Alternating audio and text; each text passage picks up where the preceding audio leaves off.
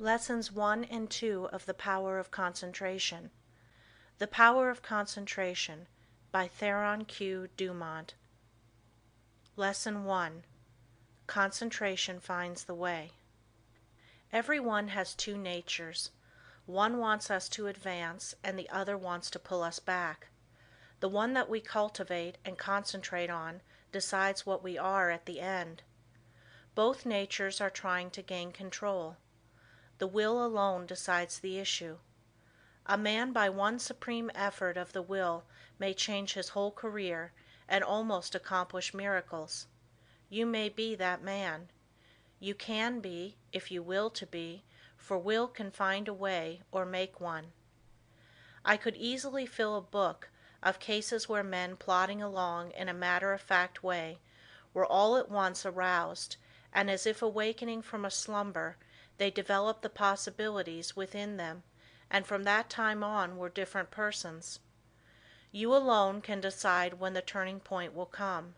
It is a matter of choice whether we allow our diviner self to control us, or whether we will be controlled by the brute within us. No man has to do anything he does not want to do. He is therefore the director of his life if he wills to be. What we are to do is the result of our training. We are like putty and can be completely controlled by our willpower. Habit is a matter of acquirement. You hear people say, "He comes by this or that naturally, a chip off the old block," meaning that he is the only one doing what his parents did. This is quite often the case, but there is no reason for it, for a person can break a habit just the moment he masters the "I will." A man may have been a good-for-nothing all his life up to this very minute, but from this time on he begins to amount to something. Even old men have suddenly changed and accomplished wonders. "I lost my opportunity," says one. That may be true, but by sheer force of will we can find a way to bring us another opportunity. There is no truth in the saying that opportunity knocks at our door but once in a lifetime. The fact is, opportunity never seeks us. We must seek it. What usually turns out to be one man's opportunity was another man's loss. In this day, one man's brain is matched against another's. It is often the quickness of brain action that determines the result. One man thinks, "I will do it," but while he procrastinates, the other goes ahead and does the work. They both have the same opportunity. The one will complain of his lost chance, but it should teach him a lesson, and it will, if he is seeking the path that leads to success. Many persons read good books, but they say they do not get much good out of them. They do not realize that all any book or any lesson course can do is to awaken them to their possibilities, to stimulate them to use their willpower. You may teach a person from now until doomsday, but that person will only know what he learns himself. You can lead him to the fountain, but you can't make him drink. One of the most beneficial practices I know of is that of looking for the good in everyone and everything, for there is good in all things. We encourage a person by seeing his good qualities, and we also help ourselves by looking for them. We gain their good wishes, a most valuable asset sometimes. We get back what we give out.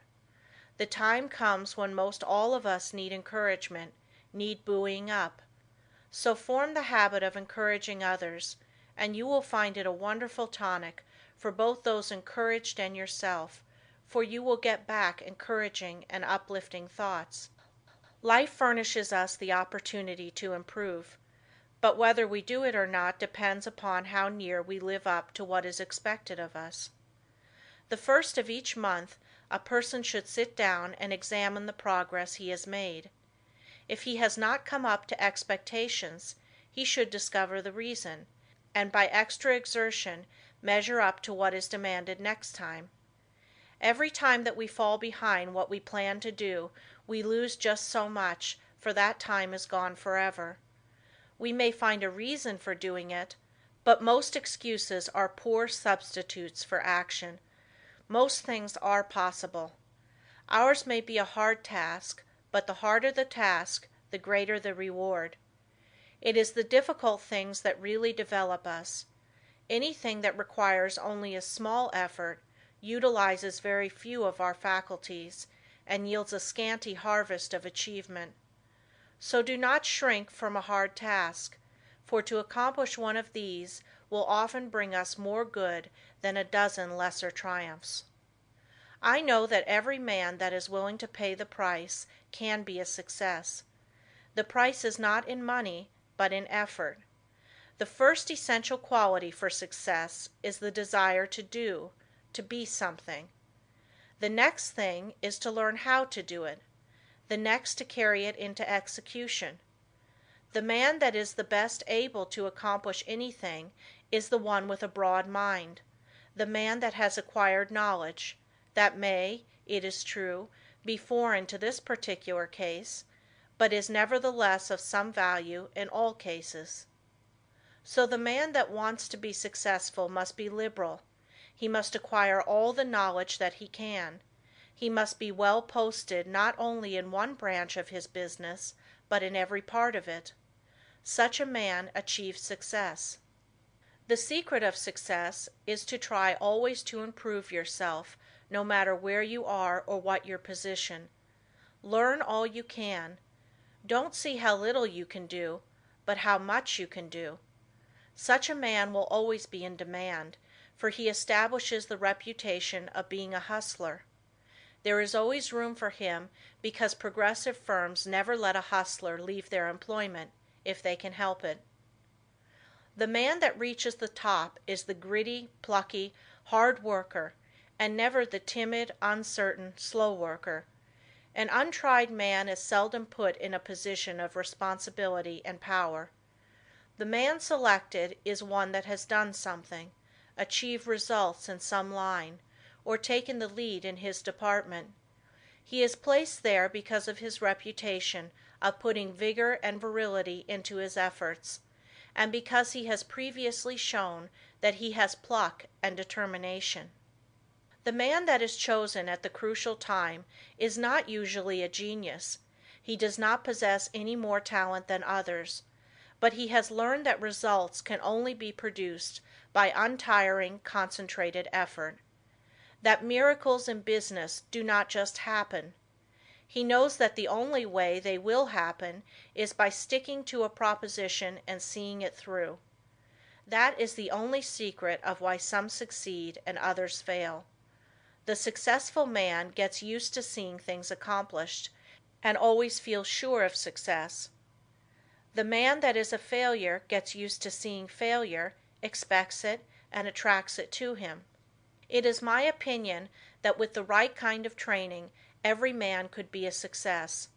It is really a shame that so many men and women, rich in ability and talent, are allowed to go to waste, so to speak. Some day I hope to see a millionaire philanthropist start a school for the training of failures. I'm sure he could not put his money to a better use. In a year's time the science of practical psychology could do wonders for him. He could have agencies on the lookout for men that had lost their grip on themselves, that had through indisposition weakened their will, that through some sorrow or misfortune had become discouraged. At first all they need is a little help to get them back on their feet, but usually they get a knock downwards instead. The result is that their latent powers never develop, and both they and the world are the losers. I trust that in the near future someone will heed the opportunity of using some of his millions in arousing men that have begun to falter. All they need to be shown is that there is within them an omnipotent source that is ready to aid them, providing they will make use of it. Their minds only have to be turned from despair to hope to make them regain their hold. When a man loses his grip today, he must win his redemption by his own will. He will get little encouragement or advice of an inspiring nature. He must usually regain the right road alone. He must stop dissipating his energies and turn his attention to building a useful career. Today we must conquer our weakening tendencies alone. Don't expect anyone to help you. Just take one big brace, make firm resolutions, and resolve to conquer your weaknesses and vices. Really, no one can do this for you. They can encourage you, that is all. I can think of nothing but lack of health that should interfere with one becoming successful. There is no other handicap that you should not be able to overcome. To overcome a handicap, all that is necessary to do is to use more determination and grit and will. The man with grit and will may be poor today and wealthy in a few years. Will power is a better asset than money. Will carry you over chasms of failure, if you but give it the chance. The men that have risen to the highest positions have usually had to gain their victories against big odds. Think of the hardships many of our inventors have gone through before they became a success. Usually they have been very much misunderstood by relatives and friends. Very often they did not have the bare necessities of life. Yet by sheer determination and resolute courage they managed to exist somehow until they perfected their inventions, which afterwards greatly helped in bettering the condition of others. Everyone really wants to do something, but there are very few that will put forth the needed effort to make the necessary sacrifice to secure it. There is only one way to accomplish anything, and that is to go ahead and do it. A man may accomplish almost anything today if he just sets his heart on doing it and lets nothing interfere with his progress. Obstacles are quickly overcome by the man that sets out to accomplish his heart's desire. The bigger the man, the smaller the obstacle appears. The smaller the man, the greater the obstacle appears. Always look at the advantage you gain by overcoming obstacles, and it will give you the needed courage for their conquest. Do not expect that you will always have easy sailing. Parts of your journey are likely to be rough. Don't let the rough places put you out of commission. Keep on with the journey. Just the way you weather the storm shows what material you are made of. Never sit down and complain of the rough places, but think how nice the pleasant stretches were. View with delight the smooth plains that are in front of you. Do not let a setback stop you. Think of it as a mere incident that has to be overcome before you can reach your goal. Lesson 2. The Self-Mastery, Self-Direction Power of Concentration. Man from a psychological standpoint of development is not what he should be. He does not possess the self-mastery, the self-directing power of concentration that is his by right. He has not trained himself in a way to promote his self-mastery. Every balanced mind possesses the faculties whose chief duties are to engineer, direct, and concentrate the operations of the mind, both in a mental and physical sense. Man must learn to control not only his mind, but his bodily movements. When the controlling faculties, autonomic, are in an untrained condition, the impulses, passions, emotions, thoughts, actions, and habits of the person suffer from lack of regulation, and the procedure of mental concentration is not good, not because the mind is necessarily weak in the autonomic department of the faculties, but because the mind is not properly trained. When the self-regulating faculties are not developed, the impulses, appetites, emotions, and passions have full swing to do as they please, and the mind becomes impulsive, restless, emotional, and irregular in its action. This is what makes mental concentration poor. When the self-guiding faculties are weak in development, the person always lacks the power of mental concentration. Therefore, you cannot learn to concentrate until you develop those very powers that qualify you to be able to concentrate. So if you cannot concentrate, one of the following is the cause. 1. Deficiency of the motor centers. 2. An impulsive and emotional mind. 3. an untrained mind. The last fault can soon be removed by systematic practice. It is the easiest to correct. The impulsive and emotional state of mind can best be corrected by restraining anger, passion and excitement, hatred, strong impulses, intense emotions, fretfulness, etc. It is impossible to concentrate when you are in any of these excited states. These can be naturally decreased by avoiding such food and drinks as have nerve weakening or stimulating influences, or a tendency to stir up the passions, the impulses and the emotions. It is a very good practice to watch and associate with those persons that are steady, calm, controlled and conservative. Correcting the deficiency of the motor centers is harder because as the person's brain is undeveloped, he lacks willpower. To cure this takes some time. Persons so afflicted may benefit by reading and studying my course, The Master Mind, to be published by Advanced Thought Publishing Corporation, Chicago, Illinois.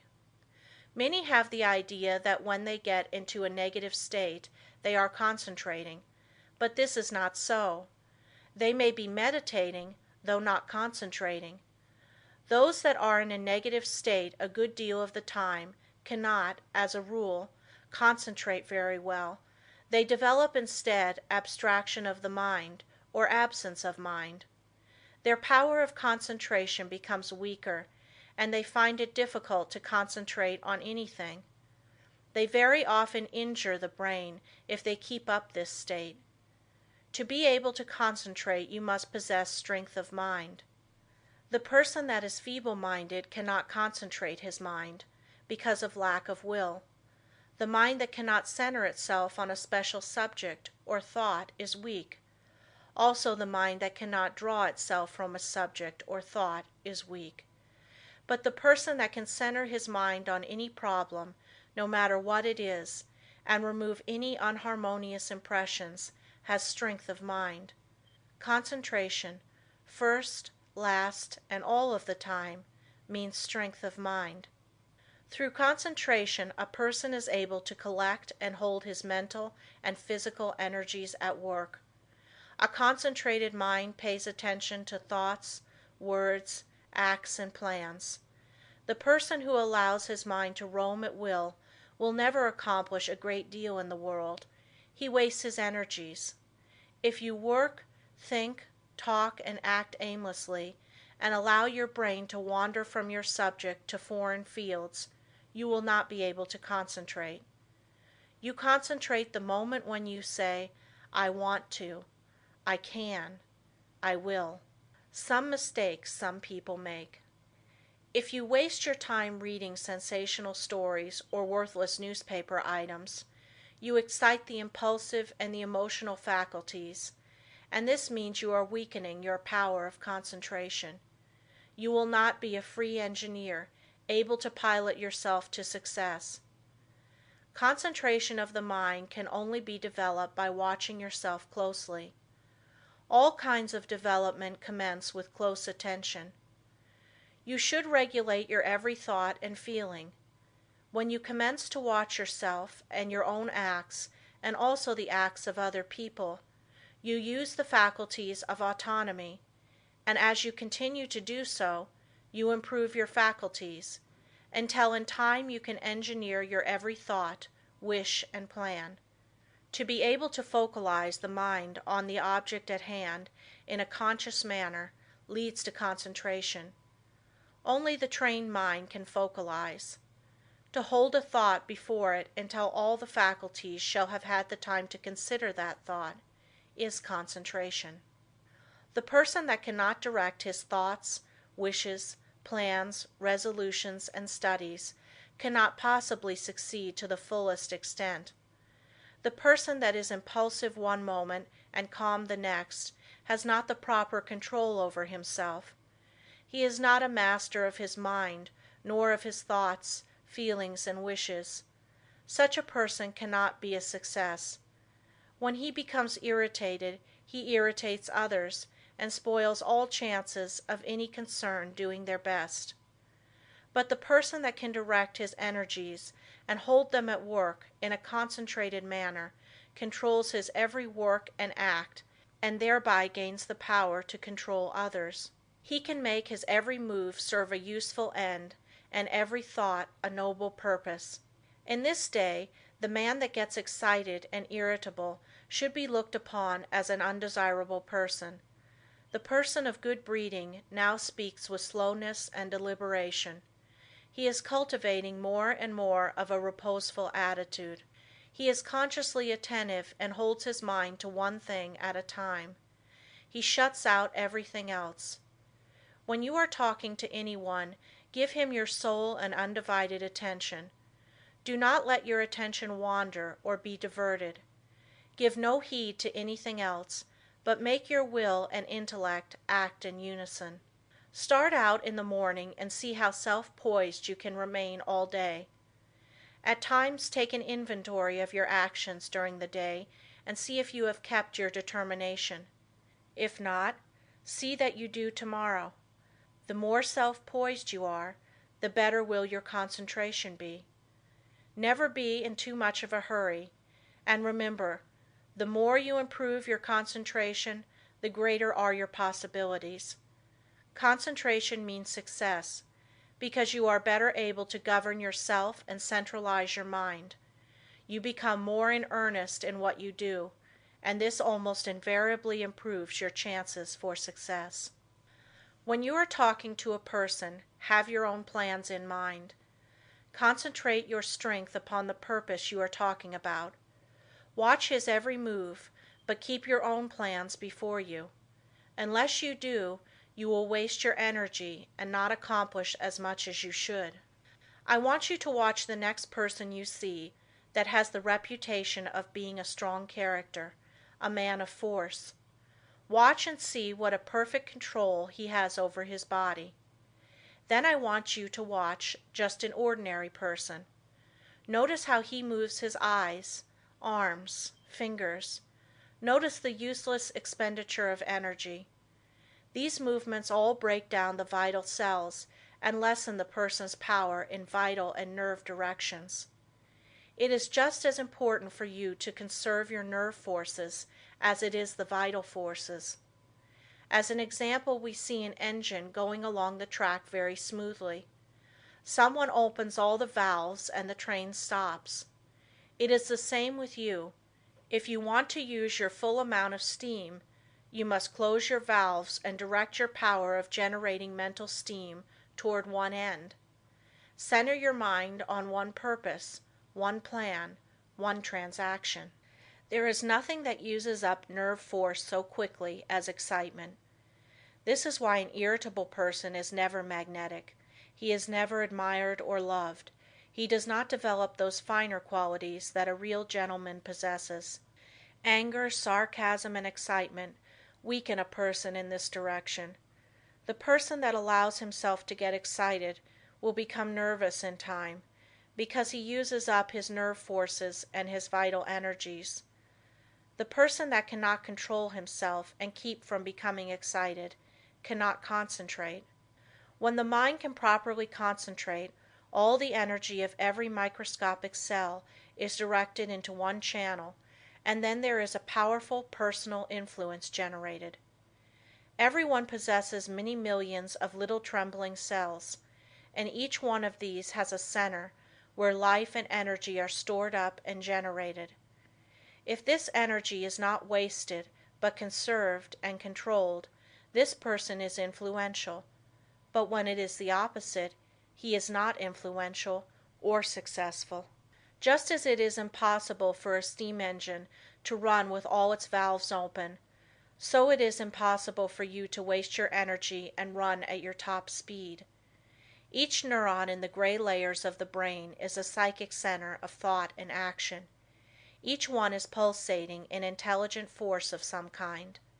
And when this force, your thoughts and motions, are kept in check by a conservative, systematic, and concentrated mind, the result will be magnetism, vitality, and health. The muscles, bones, ligaments, feet, hands, and nerves, etc., are agents for carrying out the mandates of the mind.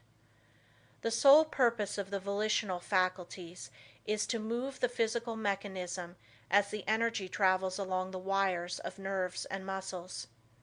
Just for that reason, if you throw a voluntary control over these messages, impulses, thoughts, emotions, physical movements, and over these physical instruments, you develop your faculties of self-mastery. And to the extent you succeed here, in proportion will you develop the power of concentration. Any exercise or work that excites the mind, stimulates the senses, calls the emotions and appetites into action, confuses, terrifies, or emotionalizes, weakens the power of concentration. This is why all kind of excitement is bad. This is the reason why persons who drink strong drinks, who allow themselves to get into fits of temper, who fight, who eat stimulating food, who sing and dance and thus develop their emotions, who are sudden, vehement, and emotional, lack the power to concentrate. But those whose actions are slower and directed by their intelligence develop concentration. Sometimes dogmatic, willful, excitable persons can concentrate, but it is spasmodic, erratic concentration, instead of controlled and uniform concentration.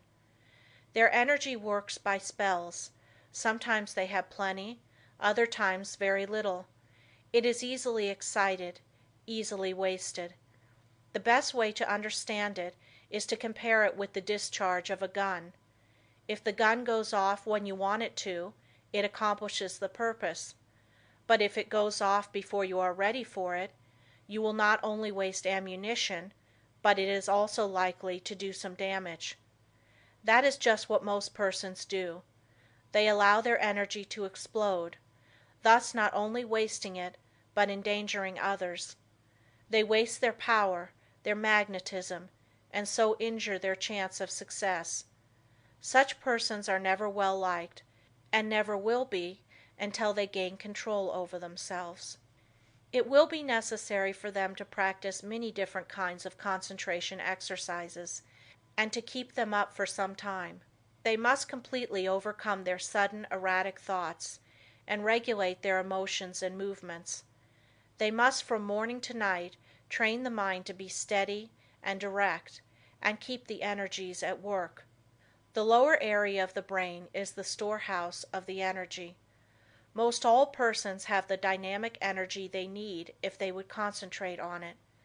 They have the machine, but they must also have the engineer, or they will not go very far. The engineer is the self-regulating, directing power.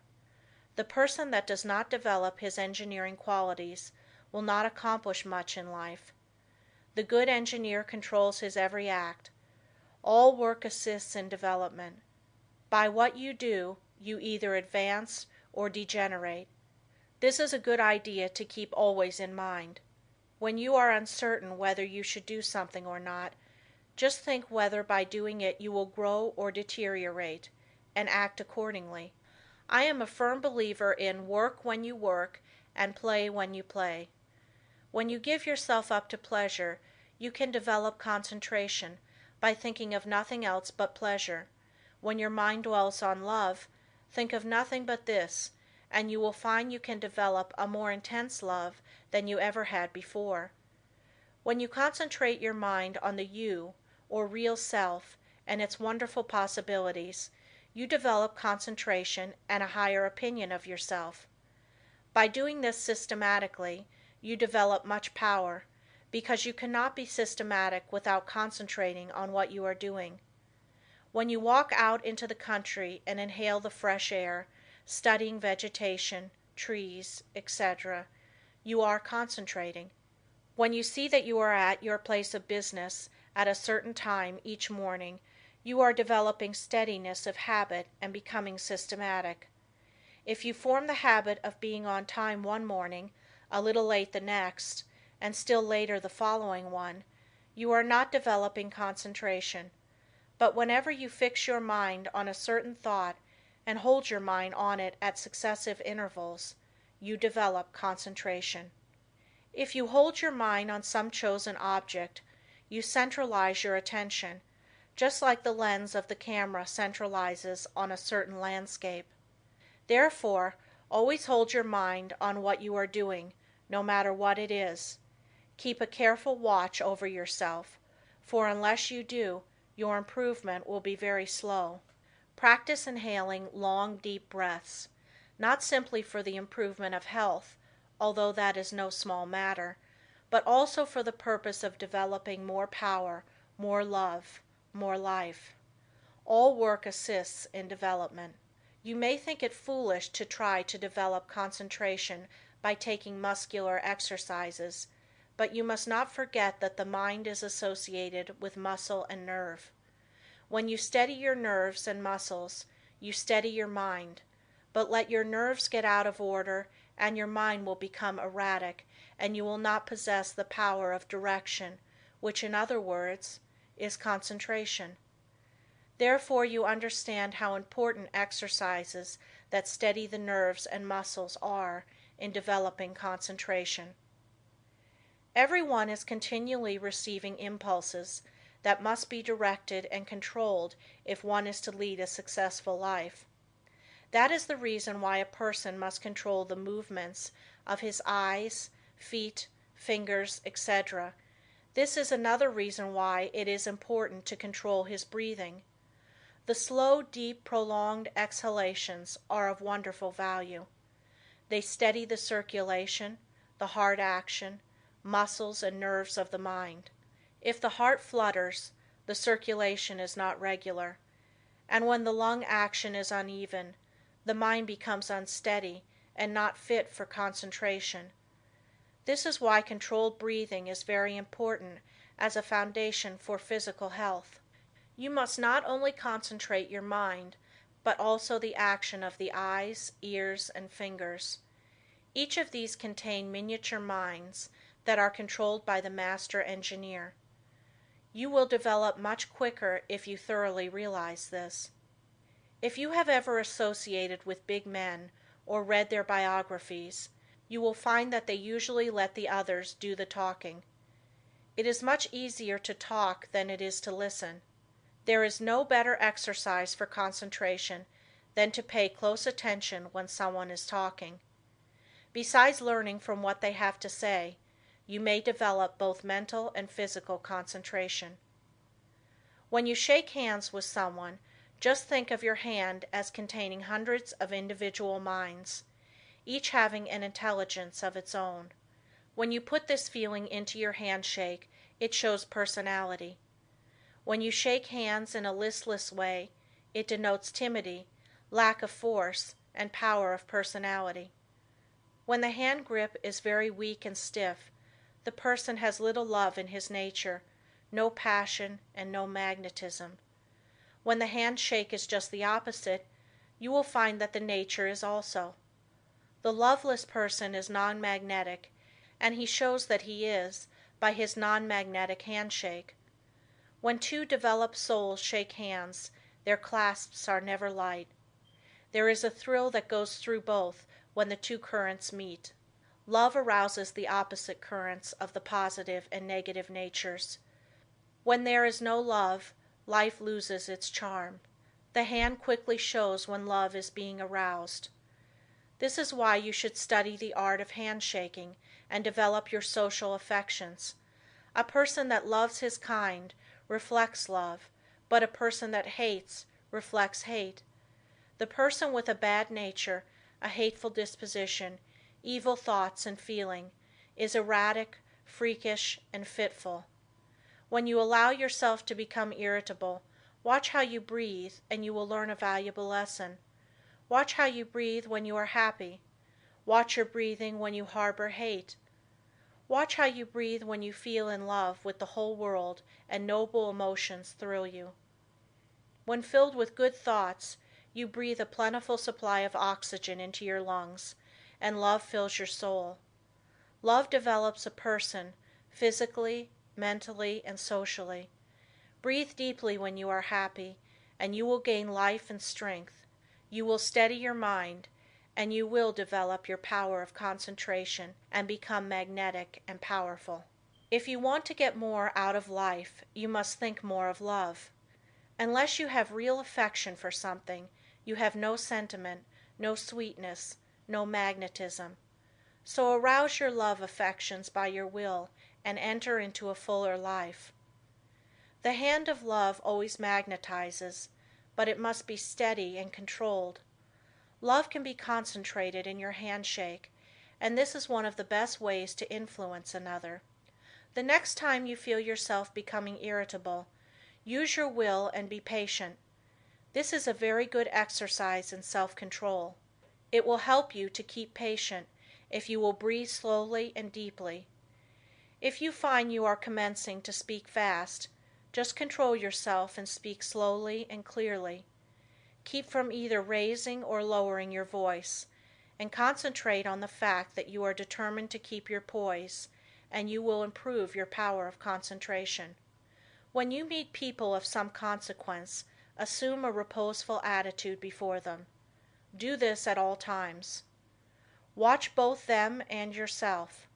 Static exercises develop the motor faculties and increase the power of concentration. If you feel yourself getting irritable, nervous, or weak, stand squarely on your feet with your chest up and inhale deeply, and you will see that your irritability will disappear and a silent calm will pass over you.